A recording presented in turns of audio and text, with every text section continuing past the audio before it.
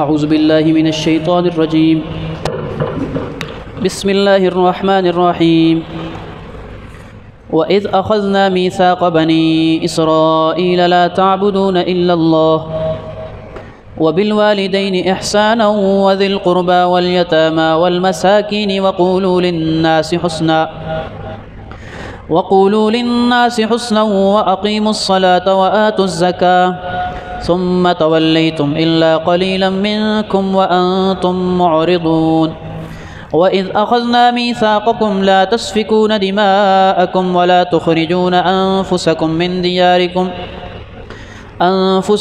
مِّن دِيَارِكُمْ ثُمَّ أَقْرَرْتُمْ وَأَنتُمْ تَشْهَدُونَ ثُمَّ أَنتُمْ هَؤُلَاءِ تَقْتُلُونَ أَنفُسَكُمْ وَتُخْرِجُونَ فَرِيقًا مِّنكُم مِّن دِيَارِهِمْ تظاهرون عليهم بالإثم والعدوان وإن يأتوكم أسارى تفادوهم وهو محرم عليكم إخراجهم أفتؤمنون ببعض الكتاب وتكفرون ببعض فما جزاء من يفعل ذلك منكم إلا خزي في الحياة الدنيا ويوم القيامة يردون إلى أشد العذاب وما الله بغافل عما تعملون أولئك الذين اشتروا الحياة الدنيا بالآخرة فلا يخفف عنهم العذاب ولا هم ينصرون صدق الله العظيم.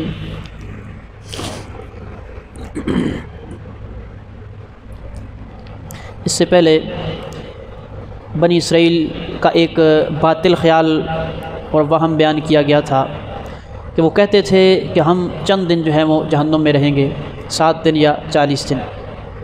تو یہاں سے اللہ تعالیٰ نے بتایا کہ جنت کے اندر تو وہی جائے گا جو ایمان اور اعمال صالحہ کرنے والا ہوگا، جس کا ایمان ہوگا اور اعمال صالحہ کرنے والا ہوگا تو وہ جنت میں جائے گا.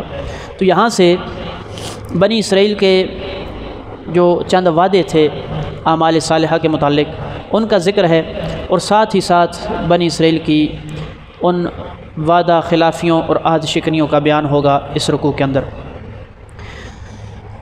وہ کیا وعدے تھے اور کس موقع پر ہوئے؟ جب تورات ملی اور اللہ تعالیٰ نے ان کے اوپر کوہ طور کو اٹھایا، کیونکہ انہوں نے تورات کے اندر جو احکامات تھے ان پر عمل کرنے سے انکار کیا، تو جب کوہ طور کو اٹھایا گیا تو اس وقت اللہ تعالیٰ نے وعدے لیے اپنی ان اطاعت کے اور عبادات کے. ان کا یہاں سے تفصیلی ذکر ہے. وَإِذْ أَخَذْنَا، اور جب لیا ہم نے، میثاق وعدہ، بنی اسرائیل سے پختہ وعدہ لیا ان سے چند امور پر، چند باتوں پر. پہلی بات، پہلا امر، لا تعبدون الا اللہ، کہ تم اللہ کے سوا کسی کی عبادت نہیں کرو گے. تو یہ پہلا وعدہ تھا کہ اللہ کو چھوڑ کر غیر اللہ کی عبادت نہیں کرو گے. تو عبادت جو ہے یہ صرف اللہ کی ہے، نہ کسی نبی کے لیے ہے، نہ کسی ولی کے لیے ہے. عبادت جو ہے وہ صرف اللہ کے لیے ہے.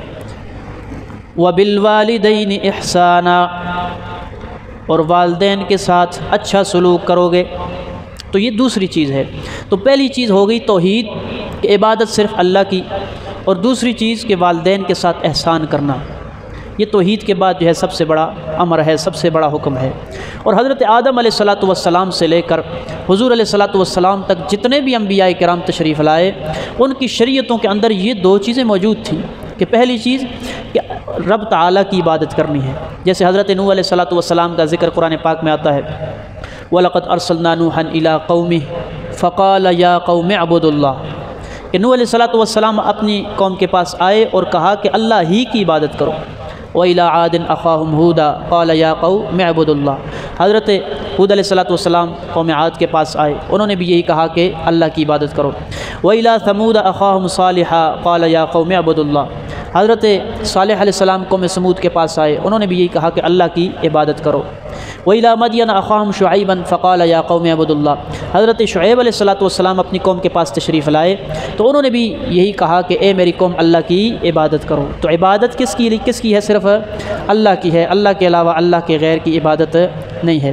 تو حضور علیہ السلام کے زمانے میں جس طرح مشرکین بتوں کی عبادت کرتے تھے، اسی طرح انہوں نے انبیاء کرام کو بھی معبود بنایا ہوا تھا۔ یہودیوں نے حضرت عزیر علیہ السلام کو اللہ کا بیٹا قرار دیا اور اللہ کے ساتھ ان کو شریک قرار دیا۔ حضرت عیسیٰ علیہ السلام نے عیسائیوں نے حضرت عیسیٰ علیہ السلام کو اللہ کا بیٹا قرار دیا اور اللہ کے ساتھ شریک قرار دیا۔ اور اسی طرح حضور علیہ السلام کے جو زمانے کے یہودی اور نصرانی تھے، وہ اس زمانے کے جو ان کے اخبار اور رہبان تھے، اخبار سے مراد ان کے علماء اور رہبان سے مراد ان کے راہب لوگ، جس طرح پیر قسم کے لوگ ہوتے ہیں، تو ان کی بھی وہ عبادت کرتے تھے۔ تو اللہ تعالیٰ نے ان چیزوں سے منع فرمایا کہ عبادت صرف تم نے میری کرنی ہے۔ اور عبادت کے بعد جو ہے حقوق العباد کے اندر فرمایا کہ والدین کے ساتھ تم نے احسان کا معاملہ کرنا ہے۔ والدین چاہے کافر ہوں چاہے مسلمان ہوں، فاسق فاجر ہوں یا نیک اور صالح ہوں، ہر حالت کے اندر حکم دے دیا گیا کہ والدین کے ساتھ تم نے احسان کرنا ہے۔ والدین کے ساتھ احسان مالی طور پر بھی ہوتا ہے، بدنی طور پر بھی ہوتا ہے اور جانی طور پر بھی ہوتا ہے کہ ان کے ساتھ ہم نے احسان کرنا ہے، ان کی بات کو ماننا ہے، اور دوسرا کہ ان کو تکلیف نہیں دینی، ان کو ایذا نہیں دینی۔ اور یہ جہاں بھی اللہ تعالیٰ نے توحید کا ذکر فرمایا ہے، یعنی جہاں بھی والدین کا ذکر فرمایا تو اپنی توحید کے بعد ذکر فرمایا ہے کہ اللہ کے بعد اگر دنیا والوں میں سے کسی کا حق ہے تو وہ والدین ہیں، والدین کے حقوق ہیں۔ وَبِالْوَالِدَيْنِ إِحْسَانًا، اور اپنے والدین کے ساتھ حسن سلوک کرو، ان کے ساتھ اچھا سلوک کرو۔ تیسری چیز وَذِي الْقُرْبَى، اور اپنے رشتہ داروں کے ساتھ بھی اچھا سلوک کرو۔ تو رشتہ داروں کے ساتھ بھی اچھا سلوک کرنا ہے۔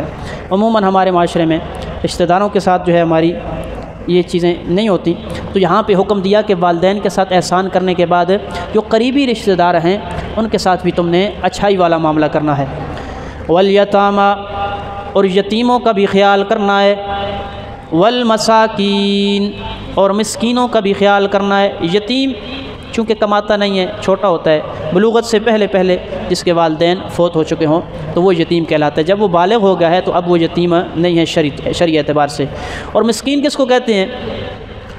کہ جس کے پاس اتنا ہے کہ جس سے اس کا گزارا نہیں ہوتا، اس کا گزر بسر اچھے طریقے سے نہیں ہوتا، یہ مسکین ہے۔ کمائی کر رہا ہے وہ، لیکن کنبہ اس کا بڑا ہے، خاندان اس کا بڑا ہے، یا پھر جو حاصل اس کو ہو رہا ہے وہ آمدنی بہت تھوڑی ہے، گزارا اس کا نہیں ہو رہا، یہ مسکین ہے۔ تو فرمایا کہ اس کا بھی خیال رکھنا ہے۔ تو ہمیں اپنے معاشرے میں دیکھنا چاہیے، ارد گرد دیکھنا چاہیے کہ یتیموں کا بھی خیال کریں اور مسکینوں کا بھی خیال کریں۔ وَقُولُوا لِلنَّاسِ حُسْنًا، چھٹا حکم دیا کہ لوگوں کے ساتھ بھلی بات کرو، لوگوں کے ساتھ اچھائی کی بات کرو۔ پہلے والدین کے ساتھ نیکی کا حکم دیا، پھر رشتہ داروں کے ساتھ، پھر علاقے کے یتیموں مسکینوں کے ساتھ، اور اس کے بعد جو عام لوگ ہیں ان کے ساتھ بھی بھلائی کی بات کرو، اچھائی کی بات کرو، اور ان کے ساتھ حسن اخلاق سے پیش آؤ۔ یہ ساری کی ساری چیزیں حقوق العباد میں سے تھیں۔ اس کے بعد جو ہے وہ حقوق اللہ کو ذکر فرمایا۔ وَأَقِيمُوا الصَّلَاةَ، فرمایا نماز بھی قائم کرو۔ تو امت محمدیہ صلی اللہ علیہ وسلم پر 5 نمازیں فرض ہیں، اور حضرت موسیٰ علیہ السلام کی جو قوم تھی بنی اسرائیل، ان پر صرف 2 نمازیں فرض تھیں۔ وَآتُوا الزَّکَاۃَ، اور فرمایا زکوٰۃ ادا کرتے رہو۔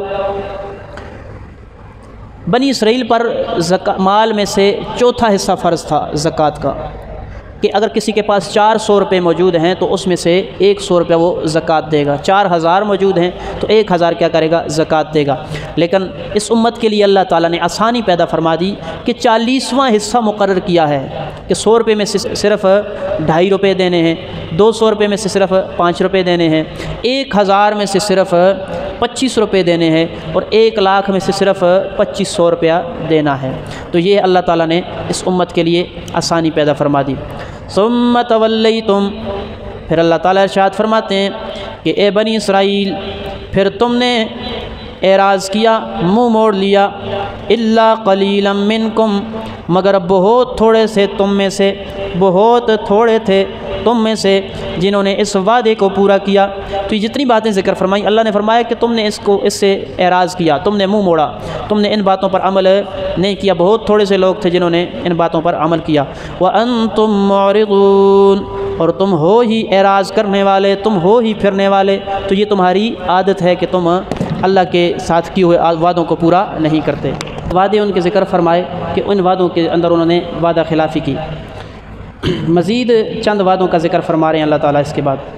وَإِذْ أَخَذْنَا مِيثَاقَكُمْ، اور جب ہم نے تم سے وعدہ لیا، لَا تَسْفِكُونَ دِمَاءَكُمْ، کہ تم اپنے خون نہیں بہاؤ گے، یعنی جو یہودی قوم ہے اس کا خون نہیں بہاؤ گے، قتل و قتال نہیں کرو گے۔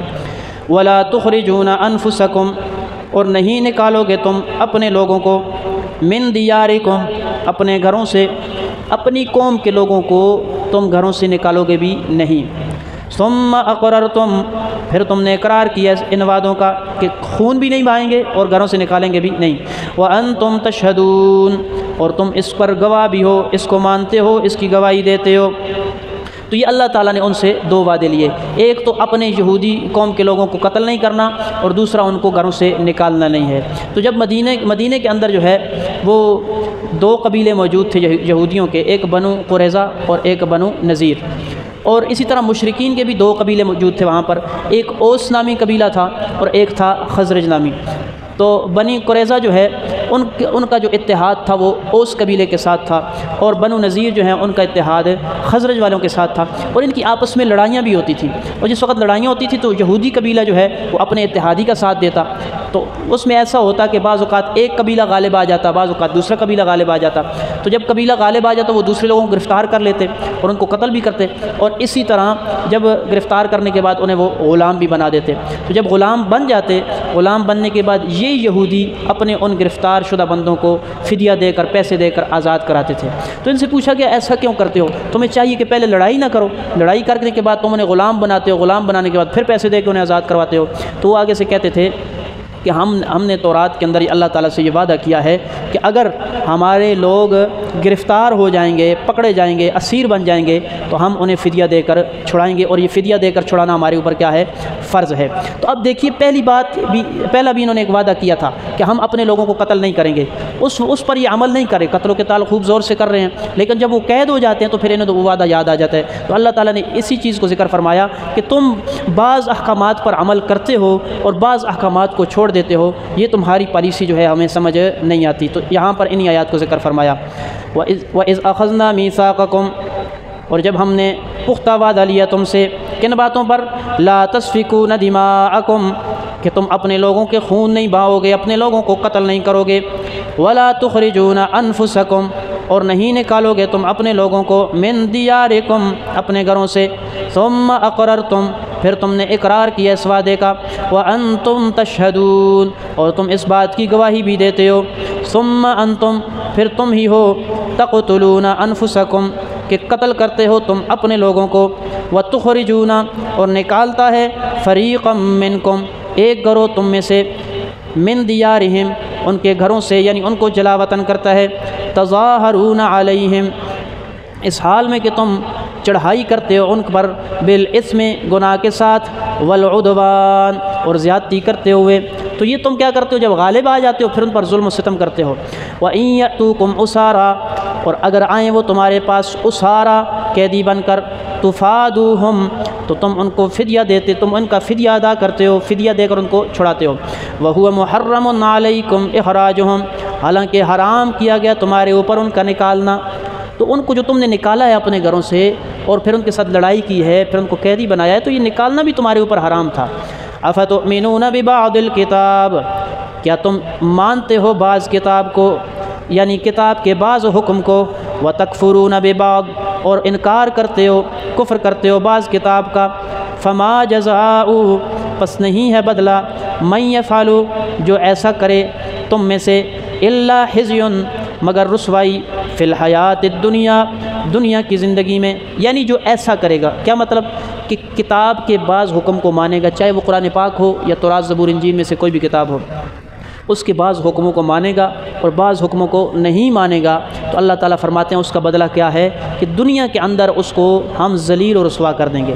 تو آج جو امت مسلمہ ہے ان کی بھی جو ذلت کی بڑی وجہ ہے وہ یہی ہے کہ ہم نے کتاب اللہ کے احکامات کو کلی طور پر چھوڑا ہوا ہے۔ تو یہ اللہ تعالیٰ نے جتنے فیصلے ہیں وہ سارے کے سارے قرآن مجید کے اندر پہلے سے کر دیے ہیں کہ یہودیوں نے اگر کتاب کو مانا، ان کے احکامات کو مانا تو انہیں عزت ملی، اور اگر انہوں نے چھوڑا تو انہیں ذلت ملی۔ اسی طرح امت مسلمہ اگر ان احکامات کو مانے گی، ان پر عمل پیرا ہوگی تو انہیں عزت دی جائے گی، اگر نہیں مانے گی تو دنیا کے اندر وہ ذلیل و رسوا ہو جائیں گے، در بدر ہو جائیں گے۔